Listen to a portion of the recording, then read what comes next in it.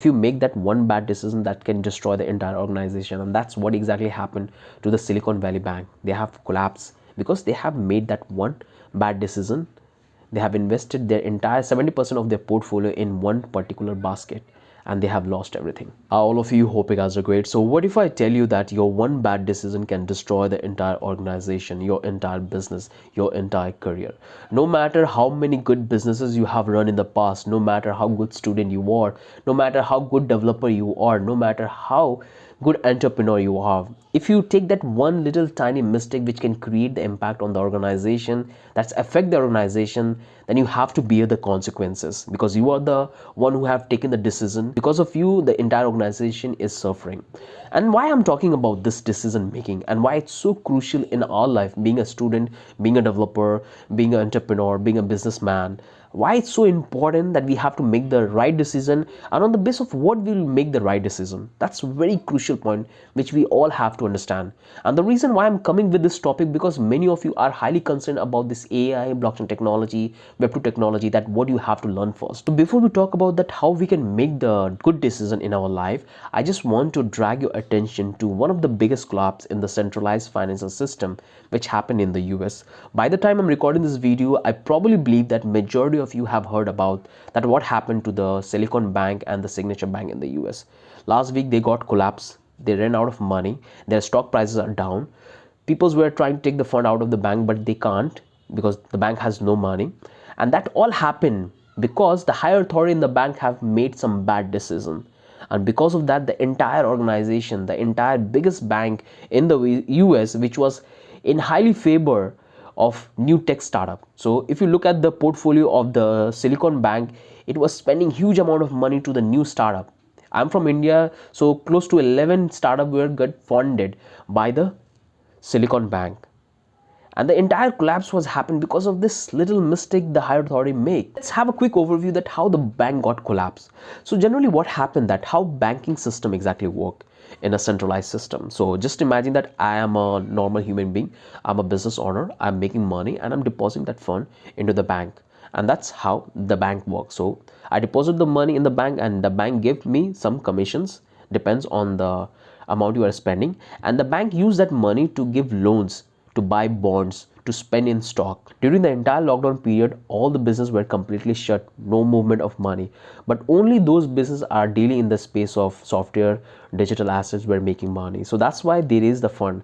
And you will also see the trend of hiring employees, hiring developer during the lockdown. It was insane. If you look at the hiring graph of Facebook, Amazon, Microsoft, or other big tech giant company, it was going like this from the past 16, 17 or 18. But during the lockdown, it was sharp up. So there was a huge hiring process was going on during the lockdown period. But after the lockdown, when the things got neutralized, the company realized that we had hired a lot of employees. So that's why the companies are laying off their employee, because they hired too many employees during the lockdown. Now let's come back to the topic. So during the lockdown, these startup has a huge amount of funds. So what they did, the majority of the startup has simply deposited their fund into this particular bank. During the lockdown, this Silicon Valley Bank had huge amount of deposit. And what the top management did during the lockdown, because they had a lot of fun, so what they did, they have bought bond. They have invested 70% of their portfolio into bonds. They have bought the bond for a fixed amount of year for making money. So if you understand how bank make money, so bank make money for several way. One, giving loan, invest in stock, buy bonds, take foreign currency. There is a tons of way for making money for the banks, but they have invested their 70% of their portfolio in bonds. And if you understand that how bonds exactly work, so as a bank, when you buy bond, you can't 100% say that you're going to make money out of it. You can lose money. And that's what exactly happened to the Silicon Valley Bank. They have been in the wrong place at the wrong time. Because if you understand that during the COVID, what happened, Fed, which is the financial institution in the US, what they did, they have increased the interest rate. So the way the bond system works, that if the interest rate goes down, then the bank will make money because they have the bond. But if the interest rate will go up, the bank will lose the money. And that's exactly what happened to this Silicon Valley Bank, because they had invested 70% of their portfolio in the bonds. And during the lockdown, Fed increased the interest rate to 12% to control the inflation. And because of that, they made a huge loss.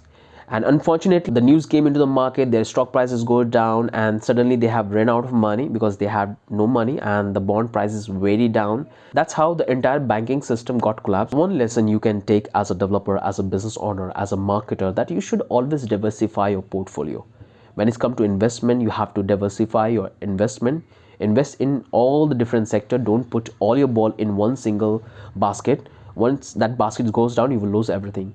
Okay, so try to diversify your portfolio. When it's come to learning, you have to give focus to all the technology which is coming and which is required to be mastered at the time of when you are learning or when you are working in the industry. Okay, so that's how you have to diversify. Never sit down and think that I know this particular skill and this is going to take me ahead in my career. No, nothing like that. So you have to diversify. If you're learning blockchain, it's also important that you have to know web 2 development, how it's work, because 90% 80% is web 2 and 20% is the blockchain. Many of you say that should I have to learn about web 2 development, JavaScript, React? Yes, you have to if you really want to become a good blockchain developer, full stack blockchain development. If you want to go into the core blockchain development, then that's the different concept. But I would recommend you to focus and diversify your skill.